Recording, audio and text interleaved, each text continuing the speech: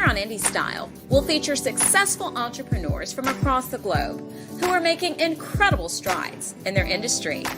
You may not know their names yet, but you soon will. I'm Leah DeVon, and this is Indie Style.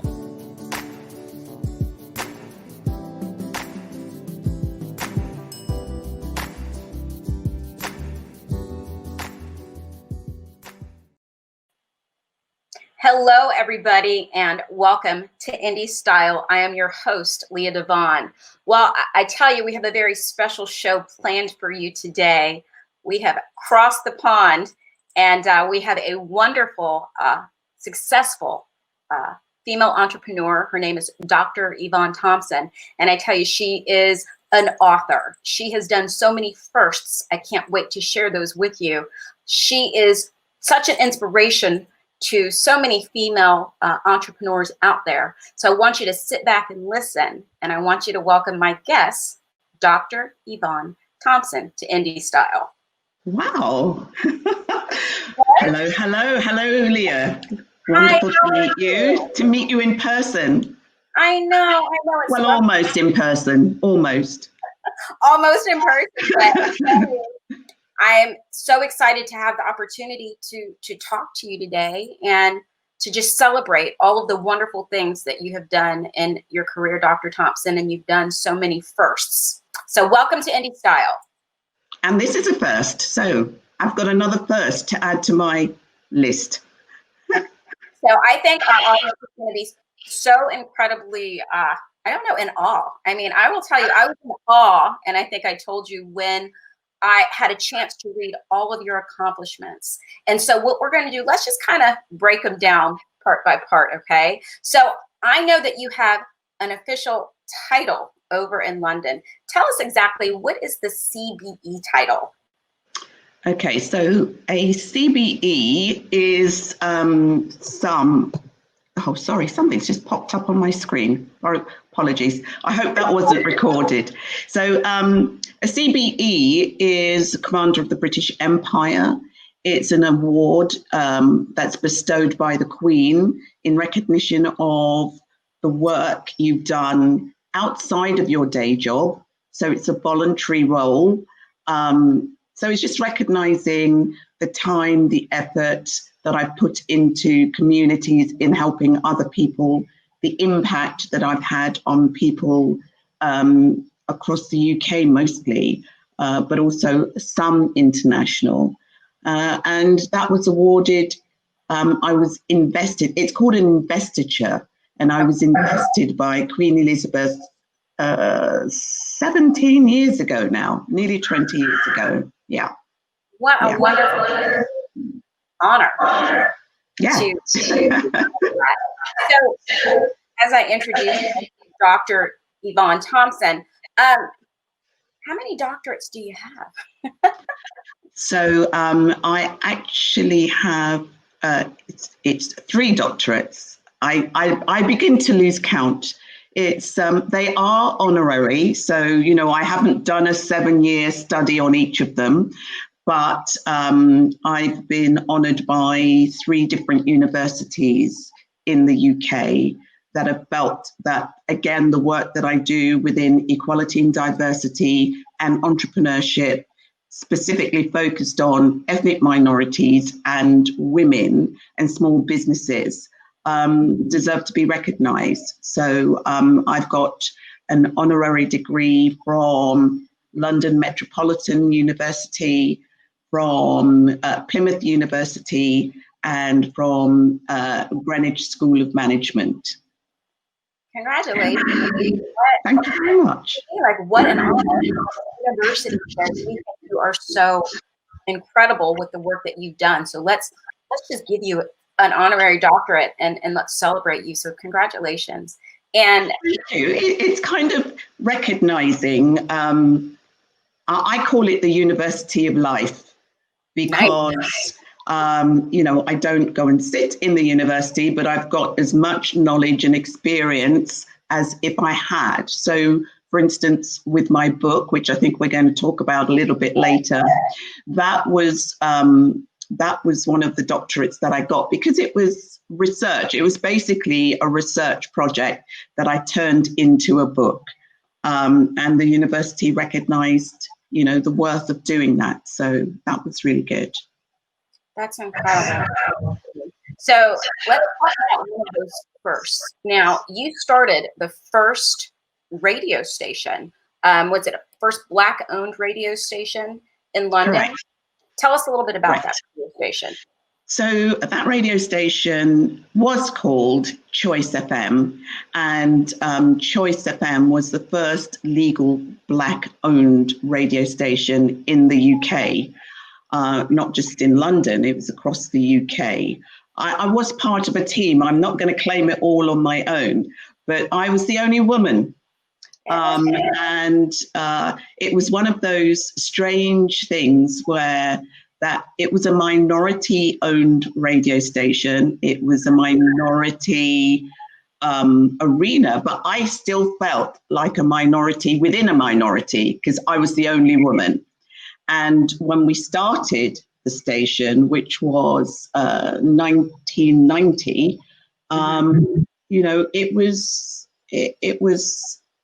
it's still a very sexist and still a very racist industry.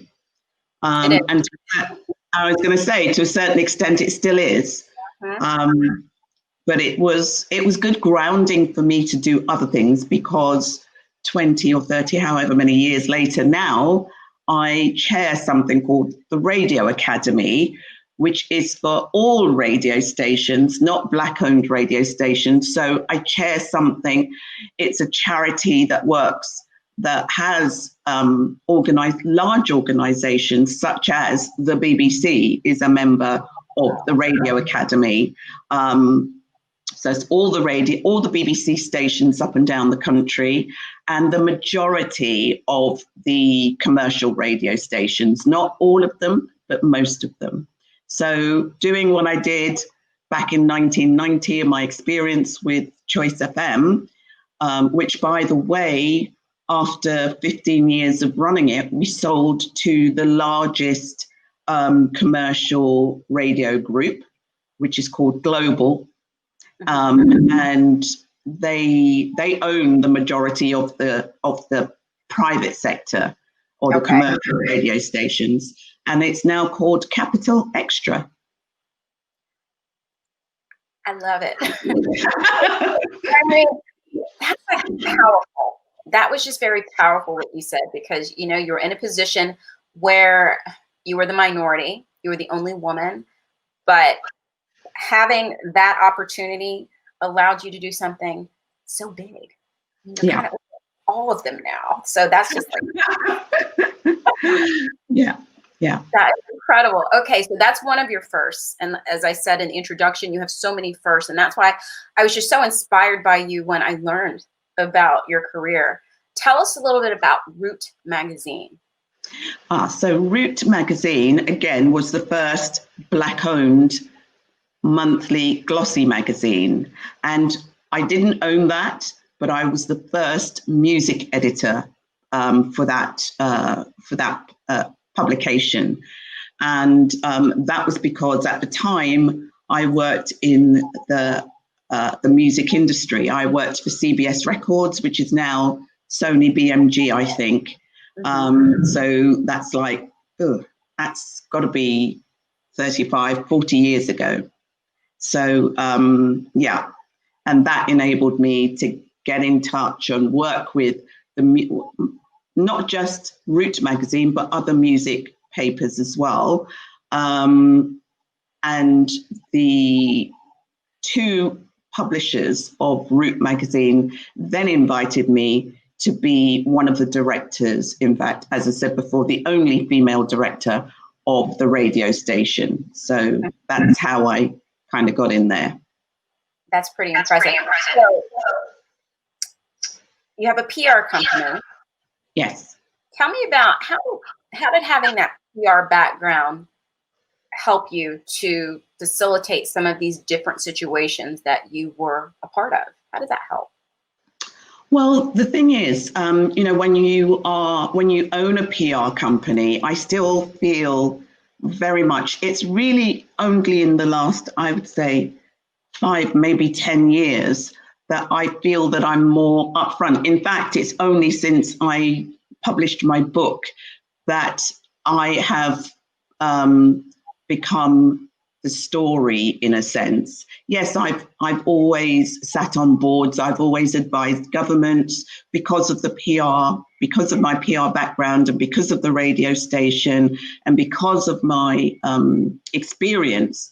In fact, I'm just about to do a webinar in a couple of weeks' time with the Minister for Business in the UK, because they want to make sure that the Black and minority businesses in the UK know about the grants and the support and the loans that are available around COVID, making sure that the Black businesses can access some of the funding to keep alive and keep going and be prepared post-COVID. So I also chaired something called the African Caribbean Business Network, which was the first Black business network in the UK. Hence, and I still do that. Hence, the government approached me to invite as many Black businesses as we can gather across the UK to listen to the minister and make sure that they are aware of exactly what support is available for businesses. Yeah, it's going to be amazing. It is just some people. I know it's devastating. It's worse than a horror story. It's, people are so, well, either people are a bit ignorant and they go out and they do whatever they're going to do anyway, or, you stay in. It kind of reminds me of a radio play that I once heard on the BBC, actually, where this play, it was a play, and they were talking about a nuclear bomb had gone off and advising everybody not to go out. And some of the listeners actually believed it to be true. It was so convincing. And they didn't go out. And then life was going on around them outside, and they didn't know. So that's what it reminds me of. It's worse than one of the world wars, to be quite honest. Well, we're going to just hope that people will do what they're supposed to do, the responsible thing to do. I don't know. I feel for some reason it's for a while, but let's talk a little bit about your book. Let's talk about your book, because you're also an author. I am. Okay. Yes.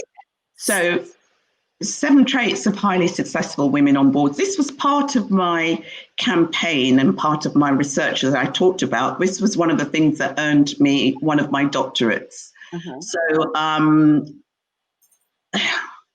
women on boards, and I think there is the same problem in the US that, we're just not represented. We're just not represented, never mind as well as color, gender, we're not represented on board. So I think it was about, it must be 8 years ago now, a campaign was started in the UK to get more women on boards.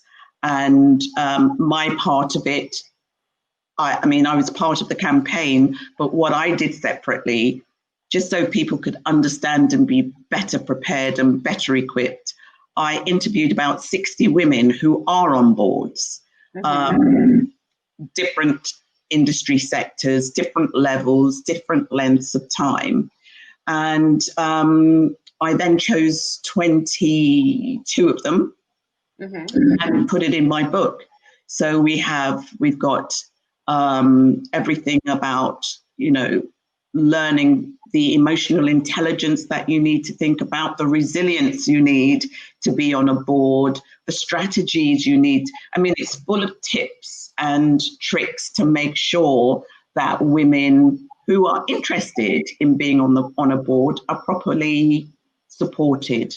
It was an Amazon bestseller in 3 categories when we launched it. And this book has actually, in fact, let me hold it up. There you go, in front of me. I don't know if you can see it. Yeah.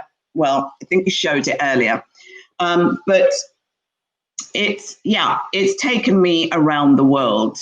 Because of this book, I come regularly to speak in America.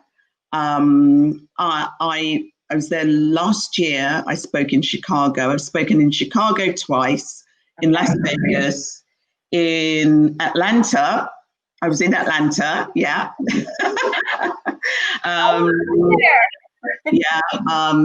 I can't remember where else now. New York, of course. But yes, so I come on a regular basis to speak. And because of my book, I was invited by Her Highness Al Sayed. I'm going to get this. I've got to say it right. Okay. Her Highness Saida Al Sayed Basma of Oman. So I was invited to speak at a conference in Oman. That was not last year, it was the year before. And last year she came to my conference, which we're going to talk about a bit later. And then I've been invited back again, or I was invited back again to Oman in February. But I think that was just about when things started going a bit crazy. So instead, next week, Friday, in fact, this week, Friday, on the 29th, I'm speaking on her online conference instead. So, and we've become really good friends, which is great. It's amazing, beautiful woman. I should invite her to talk to you guys, actually.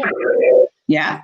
It's so interesting, and I would love to, because I'm so in awe right now, because so many people, we go to college and you decide your profession and your goal in life is to be successful at what that path is that you kind of have set out for you.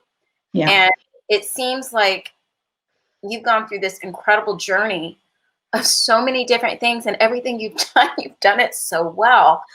So I'm a little bit, when I say in awe, it's very motivating for me as a young woman, because there are certain things I want to accomplish. Yeah. And sitting here talking to you, I'm very inspired. So I so appreciate, having this dialogue with you, and you've done so much. So how do you stay motivated? It's about passion. You've got to be passionate about what you do. Otherwise, you can't maintain it. I've just got into a new word and a new philosophy of homeostasis. And homeostasis is about maintaining an equilibrium of, it's usually around health, but I say it's about health, it's about body, it's about attitude. And when you've got the right attitude and the right health systems, things automatically evolve, and you're able to sustain it, and you're able to keep regenerating. But for me, it's all about homeostasis is about being passionate about what you do and who you are and your meaning of life. And for me, I've got so many interesting comparisons, because when I was much younger, I wanted to be a doctor. Okay. And I've achieved a doctorate. I'm now a doctor 3 times over, not in the medical profession, but I am a doctor, and I still feel very much I'm in the caring profession, because I do care about equality and diversity. I do care about helping, mentoring, coaching, and, assisting and opening doors wherever I can. So in one way, my my wish to be a doctor. It's not medical, but it's there. It's still there. It's helped me. And it's helped some other, Yeah. entrepreneurs, so many women look up to you. I now look up to you now that I know you, and I'm excited, and I'm going to get to follow what you're doing. And it's interesting what you were talking about having a good balance. And I agree with you. Yes. I think if you feel good about yourself mentally, physically, spiritually, you will be, you give what you get. Exactly. And it's interesting how things come to you. And I receive what you say, and I agree with you so much. And that's so incredible. So I'm not saying it's been easy. But it does work out in the overall picture. So let me ask you this. So, and you've already, in a roundabout way, given some tips of success, or some tips that you would give to these up and coming entrepreneurs.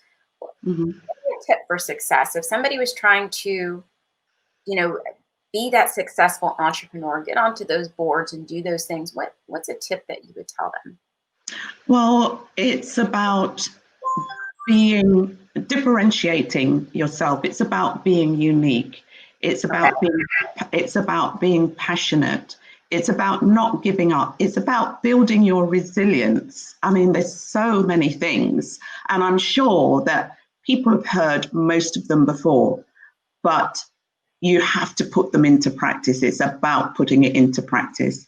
Build up your resilience. Gather your cheerleaders around you. Make sure your brand is sustainable. You have to make sure your personal brand, and that's one thing that I really do talk about, is about personal branding. We all know it takes years to build a reputation or to build a brand, and you've got to nurture it and take care of it like a child, because it could be gone in 5 minutes if you take 5 seconds if you're not careful. So there's lots of things that you can do. And the other thing that I've got to say is you've got to differentiate between your personal brand and your corporate brand, because a lot of women that work for a company in a corporate, I'm going to use an obvious one. Oh, I work for Google. I do this in Google. I'm this. But what happens when you leave Google? Who are you when you leave Google? And this is why you've got to make sure that, yes, you work within that corporate structure and that corporate brand structure, but you have to develop your own personal brand so that you can leave Google and go somewhere else, or move up the ladder in Google, or whatever it is you want to do. But don't mistake your corporate brand for your personal brand. That's a really good one. I think just people in general feel so incredibly stuck because they work for a corporation. Yeah. And everything is that corporation. And I guess, how do you move on to the next thing? You have to be, okay. So when I worked at CBS, I was there for 7.5 years. And as I said, at the time, the music industry was not only sexist, but racist as well. And it still is in many ways. And so I was there for 7.5 years. I subbed for some of the managers or, people above me. But when I applied for those jobs, I didn't get them. And that happened to me 3 times. And the 3rd time I realized the only way for me to move up was to move out. And that's exactly what I did. But you have to be confident. You have to take a leap of faith, because I handed in my notice and I had 3 weeks to decide what I was going to do and how I was going to do it. And within those 3 weeks, everybody was saying, are you sure you want to leave, you're not going to get your free records, you won't get your free t-shirts, you won't get your free concert tickets, you won't get your free lunch, you won't get your free drinks, you won't be going to the parties. And I did have a second thought, but I thought to myself, if I can do it for them, I can do it for me. And I've never looked back. And in fact, it was probably, if I was still at CBS, there's no way I would have got a CBE. There's no way I would have started my own PR company. No way I would have started my own radio station. No way I would not have done a lot of the things that I've done, No way that I could have met Nelson Mandela when he was first released from prison in London. No way I would have met Bill Clinton. No way I would have met half of the prime ministers that have been around since, in the UK, since, and I'm in touch with some of those people at CBS 40 years later, and they're like, oh, wow, you've done so well, and you've done this, and you've done that. So it's all about being confident and having self-confidence. It's hard, but you can do it. You can do it. And, the worst thing that could happen is that it doesn't work out and you go and find another job. But I guarantee you will enjoy the freedom of being the master of your own destiny, or I did, that, I didn't look back. And that I did that along with having, at the time I left CBS, I had a 5-year-old daughter. So I had a huge responsibility, and I was a single mother, and I still am a single mother. I'm a single grandmother as well now. So, so it's about self-confidence, having faith in what you do, trying to be different. And in a way, it was easy for me how many years ago, because there were no Black radio stations. There were no Black PR company. Mine was the first Black-owned PR company in the UK, according to PR Week, which is the industry Bible. There were no Black magazines. There was nothing. So it was kind of easier for me to do that.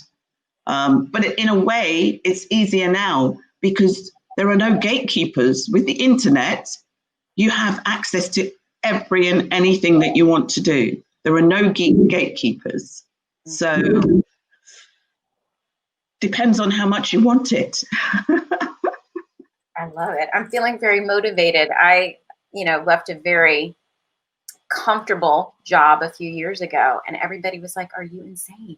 This is like a gravy job, and you're doing well financially. And I was like, it's just time to do what I want to do for myself. Yeah. Best thing I ever did. It really depends on what you want. Okay, so. Yeah, it really depends. Do you want to be chained to, someone who's, I know of a few people who are working for some very, very high profile jobs. They hate their jobs, they hate their boss, and they're in that same situation. Do I jump or do I stay? And what am I going to do? You just have to, you have to, if you want it enough, you'll do it. I agree. I always think, when it's all said and done, and, you're at the end of your life and you're looking back on all that you chose to do. It's a choice of what you choose to do. Will you be fulfilled? Because you got one shot. It's not a rehearsal. It's not a rehearsal. So let's talk a little bit about the Windtrade Awards. Right. Okay. So the Wintrade Awards, the other thing that I didn't tell you that I started 23 years ago was the first Black Women in Business network across Europe. Like, how do you do that? Well, how I did it, probably about 25 years ago, a delegation of Black women in business from the US came to the UK, and they were very surprised to find not only, believe it or not, that there were Black people that actually lived in the UK, but there were Black people who actually owned businesses in the UK. And I was awarded the first international award by an organization called the National Federation of Black Women Business Owners. And I was invited to Washington. And I was, my eyes were just wide open when I walked into, is it the Grand Hyatt? I think it is, in Washington. And the room was just full of Black women, people who looked like me. It was amazing. And I talk about inspiring. I was so inspired that I came back to the UK and I started a chapter in the UK. So that's how my network was started. Things have evolved. Unfortunately, Dr. Mary Walker, who started the Federation, died about 10 years ago now. And I carried on the name. We changed it to the European Federation of Black Women Business Owners. And we've been having awards dinners. Our 10th anniversary was, in fact, when we first started, we were invited to the House of Lords by the first Black Baroness in the House of Lords. And we had a whole group of, in fact, Martin Luther King Jr. came to London and launched our very first year, our very first awards. And in the House of Lords, we were told that was the first time they'd seen so many Black people in one group in the House of Lords. And we've been going back every year ever since then. We still go back on an annual basis for the awards.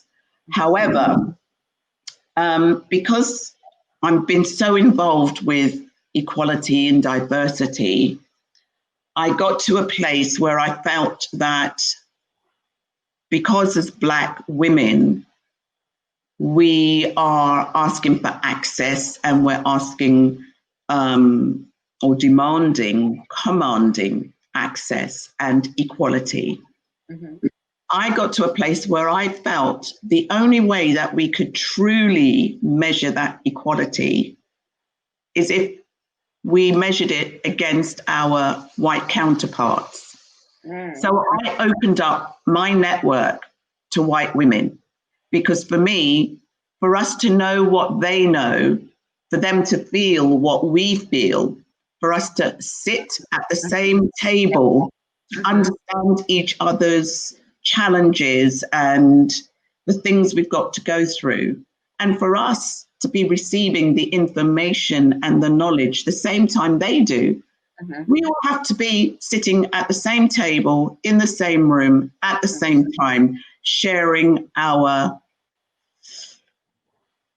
innermost, not so much fears, but challenges. Correct. So probably 5 years ago now, I opened up the Federation to everybody, and now it's global.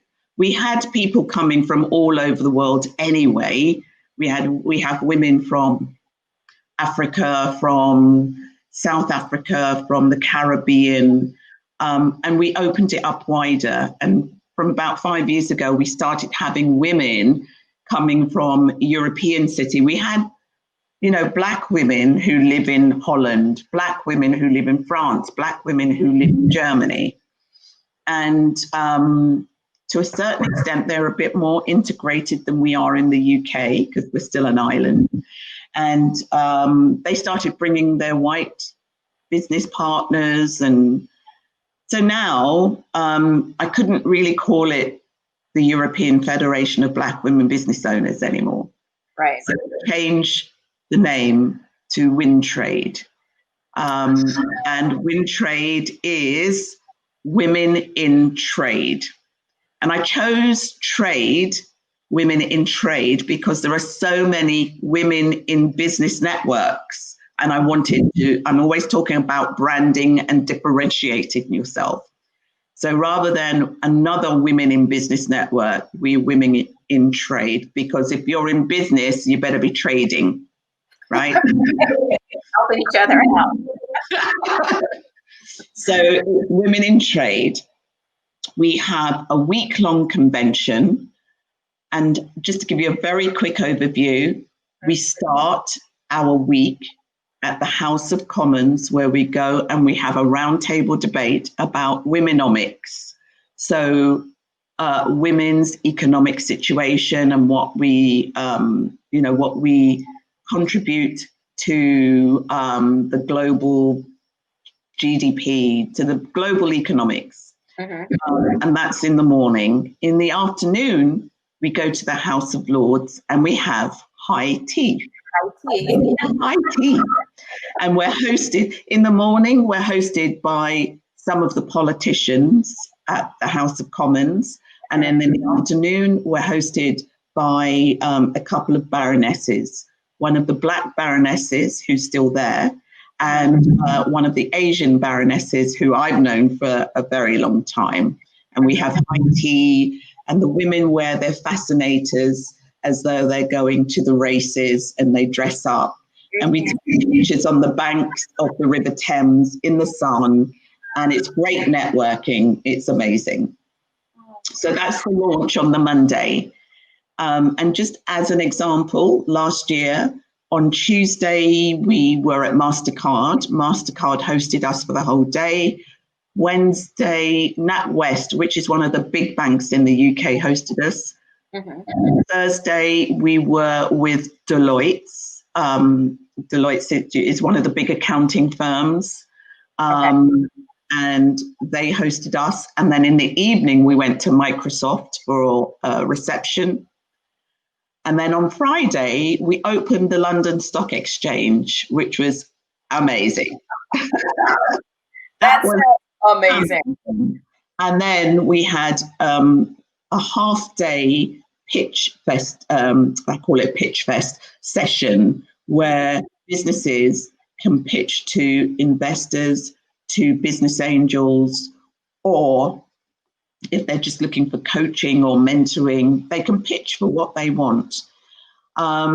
So we have what we call 10 by 10, and we have 10 businesses pitching for 10 minutes for whatever it is they want, whether it's money or support or premises or whatever it is. And that lasts until lunchtime.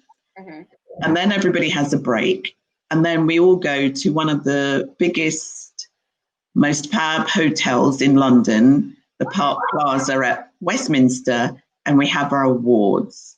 So last year we had 450 people, which was good, considering that we actually stopped the awards for, I think it was about 5 years because of the economic downturn and lots of different things. We didn't have the awards, but we had our first comeback awards, not last year, the year before. But when we did the awards, the largest number we had was for our 10th anniversary, where we had, it's about 1,500 Black women in business. And again, that was the largest ever Black Women in Business Awards at that time. So now that we've got Wintrade Awards, I want to kind of build it back up to what we had before. And just so that you can see, I hope you can see it, these are our trophies. Beautiful. Yeah. Wow. It doesn't look quite so glam on the camera, but I don't know if you can see it. But it looks pretty glam on the camera. What a beautiful award. So those are the main awards, and then we also have for highly recommended. We have the same thing but a smaller version and just plain crystal. So That is Windtrade Awards. That's me. That's my book. That's my life. That's pretty amazing. My life, but a snapshot. That's pretty amazing. Like, you took us on a really fascinating journey. I feel very inspired. I feel very motivated. I'm just so honored that, like, I know you now. So I'm going to hope that we will continue to get to know each other. And I'm thrilled that our audience, you know, here, everywhere, will get a chance to meet you as well. This has been a really good afternoon. Thank you so much for coming on my show today. You're so welcome. Just before we disappear, I did talk to your producer and say that if you want to run a competition or something, I'm happy to give a couple of copies of my book away or send to somebody. I don't know how we're going to do it, but I'll leave that to you. Like, I'm 5. That's so cool. I'm a 6-year-old all day. That is exciting and that's inspiring, and we'll definitely figure something out. And I can't wait to continue to see all of the wonderful things that you're doing. Dr. Thompson, thank you so much for joining me today on Indie Style. I think that, like I said, the men and women that see this show be inspired, just for all of the things that you've done in your lifetime. And I know you're going to continue. I've got so much more to share with you. What can I just say one more thing, what I didn't say? So first of all, the book, it's more about leadership more than women in business. Okay. So men and women can, you know, learn a lot from this book. And I would love it to get into the hands of a younger generation, someone who is up and coming and just beginning to think about what they want for their future. And also, thank you so much for putting up the website address, because we are still open for nominations for this year. If anybody wants to have a look at the website, we do have a big COVID notice up there at the moment, but you can also nominate or be nominated for our awards. If we don't do it in person, we're planning for November, and if we don't do it in person, we will do it online, but we will do something this year. So it's open to women globally. Thank you. Incredible. So thank you again. And I don't have to say continued success, because I know you're going to continue to do incredibly successful ventures as you move forward in your life. And I'm excited to continue to now I get to follow you and see what you're doing. And I'm very excited that we connected. I'm very grateful that we connected. Thank you. So guys, I hope that you have enjoyed meeting Dr. Yvonne Thompson. She is incredible, I tell you. Until next time, I am Leah DeVon. Be well.